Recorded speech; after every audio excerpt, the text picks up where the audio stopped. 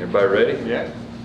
All right, appreciate you being here. Good win last night. Really excited about the way we, competed and against a really good football team. I was, obviously the second half, really pleased with the way we came out, and that first drive I think was a huge part of that game last night of the third quarter, where we went down the field and got the touchdown right out of the dressing room. And I think that's what you like to see from your team, is how they respond to halftime, and our guys did a great job of that. I thought our running backs ran hard. Obviously Bowser, RJ, and those two guys got the bulk of the carries, but they did a great job running between the tackles. It was a physical game. They loaded the box on us and had a lot of guys down close, so those two guys did a great job.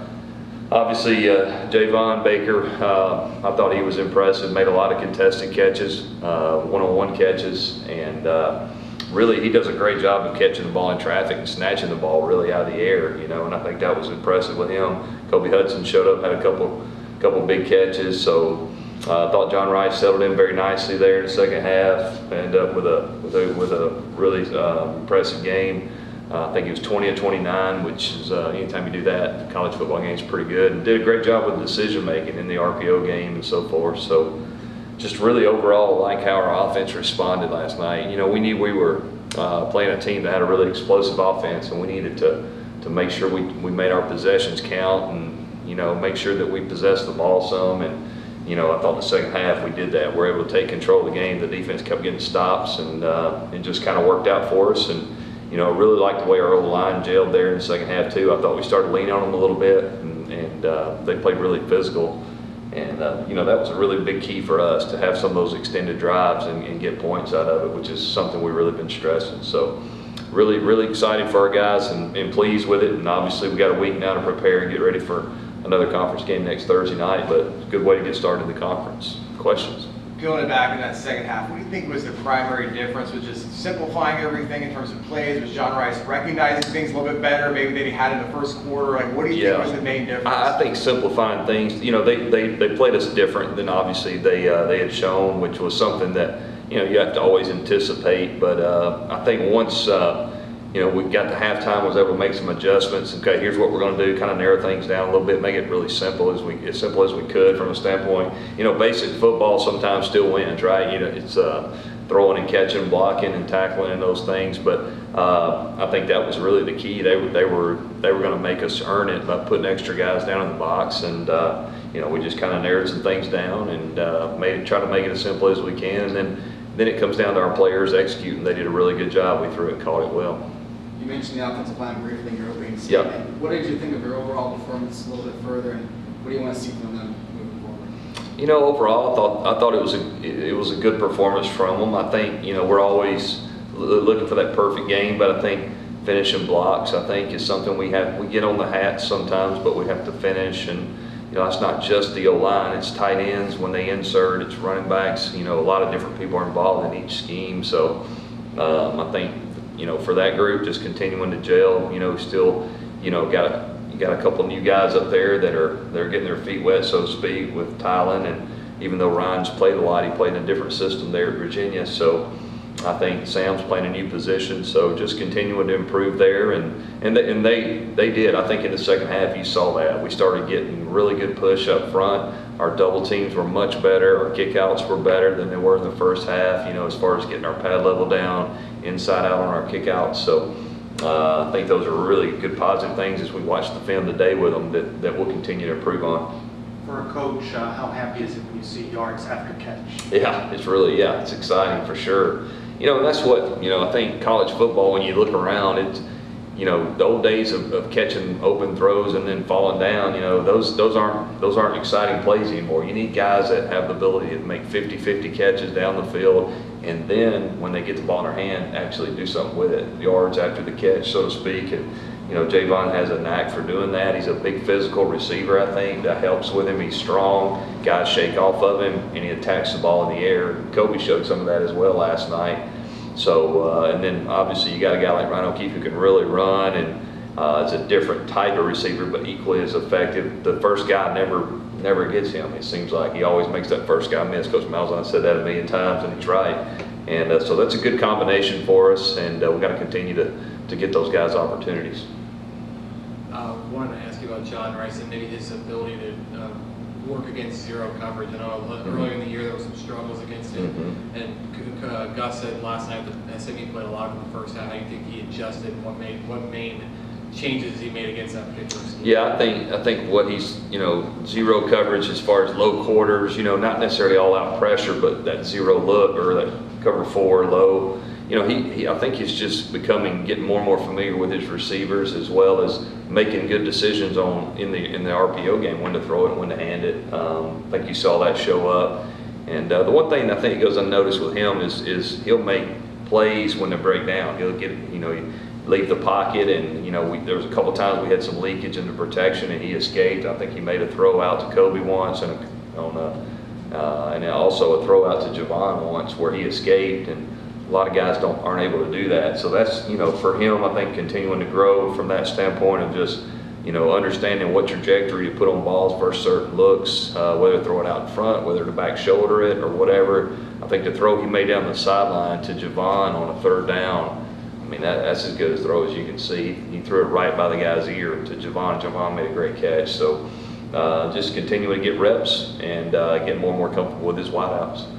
What kind of game like that for Kobe Hudson do for him moving forward?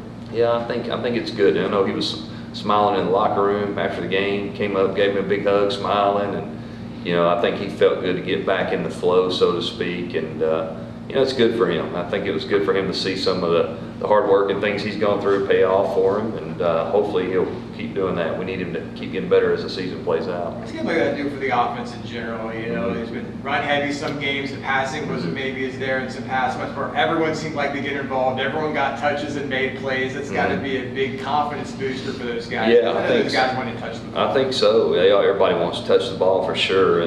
But football's still a team game, and the most important thing is winning the football game. And like they loaded us down heavy, and obviously we got some runs on the perimeter and then some throws down the field versus the one-on-one stuff. And some teams will play zone, some teams play man. And we need to be obviously on offense. Our goal is to be flexible and to be balanced somewhat, where we can take what the defense gives us, so to speak, and we get a light box, need to be able to run it, and get a heavy box, be able to throw it. And we're continuing to improve in that area, and it's a good confidence builder for sure. T-Will's defense is 15 of 19 keeping opponents out of the end zone this year. In practice, like maybe leading up to the season, or even during the weeks here, what challenges does that unit present as a play caller to try to get the ball across the goal line?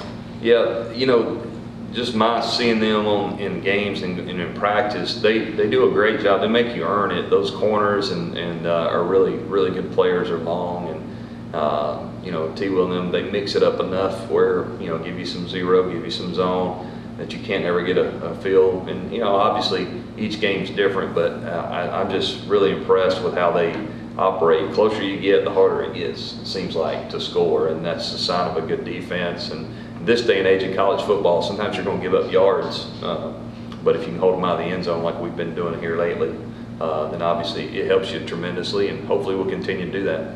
How has your confidence increased in your kicking game, knowing that the Yeah. drive might, result in a field goal attempt? Because you feel pretty good about going. Yeah, that's a great point. Boomer's come in and made some field goals for us, obviously, and he's been a shot in the arm. I tell you, the kickoffs last night were impressive. That's a lot of times hidden yardage, kicking the ball out of the end zone so much. They had a dangerous returner, and I know we wanted to, spray it around, but hopefully kick it out. And I think Riker did a great job of doing that. I think that was impressive. And then the pooch punch, the one we caught in the air, the other one we down, at the 5, I think. That was a really, really good execution in our special teams. And we spent a lot of time on that. Coach Blackman does a great job with them, and it's important to those kids to go out and do their job. And I know Coach Malzahn, we stress it a lot. Sometimes as the offense coordinator, I don't sit in to do all that stuff with them, so take it for granted. But they did a great job executing in all the phases last night, and ready for us to break a return. I know Keith's fired up, ready to do that. We've been close, but really overall just really impressed with the special teams. After playing in 5 games for John Rhys as starter, where has he maybe made the most growth or stride? You can practice it all you want, but you're seeing, defenses every week, they may change what you think they're going to do. Where do you think he's improved? I just think his overall execution of the offense, and understanding, okay, why we're doing something, the answers, so to speak, and okay, now they're going to take this away, we got to do this. I think for him, it's just, like I said, it's still somewhat of a learning process, because each week, as you mentioned, you see a different defense, and teams they understand how dangerous he is. So this, SMU last night, in their mind, they weren't going to let him pull the ball and run it, and they were going to make us beat him another way. In the second half, we did, and I think for John, it's just continuing to grow as a quarterback and be able to understand what the defense is doing and what our answers are, and we got to do a great job of helping him do that. But really, the guy works extremely hard. He studies the game. He's fun to coach. His energy's is contagious. I mean, everybody feeds off of him. You can see how excited he gets when we make plays, and there's no ego. He understands. He's the first one to say, hey, I messed this up, and doesn't point the finger at anybody, and I'll do this better, and that's what you want out of your leader. This is the third time this year that Thomas Castellanos got into the game. What would you say about the evaluation of the limited reps he's gotten against live action? Yeah, it's probably not fair. Hard to evaluate it. The first snap last night was low and left, and he had to go recover it, and then the second read, they mesh charged him on the zone. So that's pretty tough as a young quarterback. You come in, they're trying to blow the mesh up, and so just trying to get us out of the game there. Obviously conscious of the 3 games with him so far, but I think it's probably. I know one thing. Every day in practice, he's a really talented guy. The future's really bright, and his time's coming. But the more experience he gets, just getting the signal, communicating to the O-line in a game atmosphere, and making the adjustment and on protection if we need to, the more he gets that, I think that's going to help him down the road. What do you think about R.J. Harvey? Yeah, the talent, so he gets that perfect blend of power and speed. He seems like he's really coming on. When I first got here, he was coming off the knee, so I didn't get to see a lot of that. But he's a big guy. He's strong. He's got good speed. Looks like he's got great vision. He's bounced a couple zones outside that tells you he's got good vision. So been impressed with him.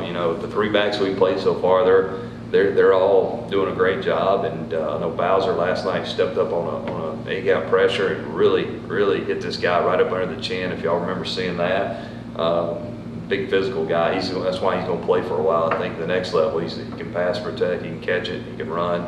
He's intelligent. So, but yeah, really like what we're seeing out of RJ. How important is it to get that first win in conference, a resounding win? I think it is. I think that's always, to get off to a good start in your league is important. And obviously SMU, obviously they had a great team last year, and they got an unbelievably talented group this time too. So we knew it would be a dogfight. And I know things kind of went our way there in the 3rd or 4th quarter, but it was a tight game, and we were able to make a few plays there. And probably played our best half of football, I would say, on offense so far this year when you really put it all together, and that was good to see, but really good to get off to a good start. What does it say about your team that it dealt with the adversity of the hurricane and the changes in the schedule that's disruptive to what you tried to do? Probably the maturity. I think it says a lot about how mature our team is. You're right. There was something, sometimes as a coach, you're in that grind every day, come in, watch film, get ready to practice, and you don't realize how many people were affected by the hurricane, their families, people they're friends with. I know a lot of those families were affected, and moving the game twice, really, if you think about it, and obviously on a Wednesday night here. So all those factors, never felt like it was a distraction. Looking back now, it's kind of scary to think about because there was a lot of moving parts there, but our team, I thought, handled it very well, and I think our play showed that last night. And the fans turned out on Wednesday. Yeah, that was the most impressive thing I saw is, the bounce house was still bouncing last night on a Wednesday night after we rescheduled it a couple times, and I think it says a lot about the passion of our fan base, and I know that's why our players love being here and playing at home, is because of the way the people here and our fans appreciate it, and they showed that last night. All right, thank you. Coach. Appreciate it.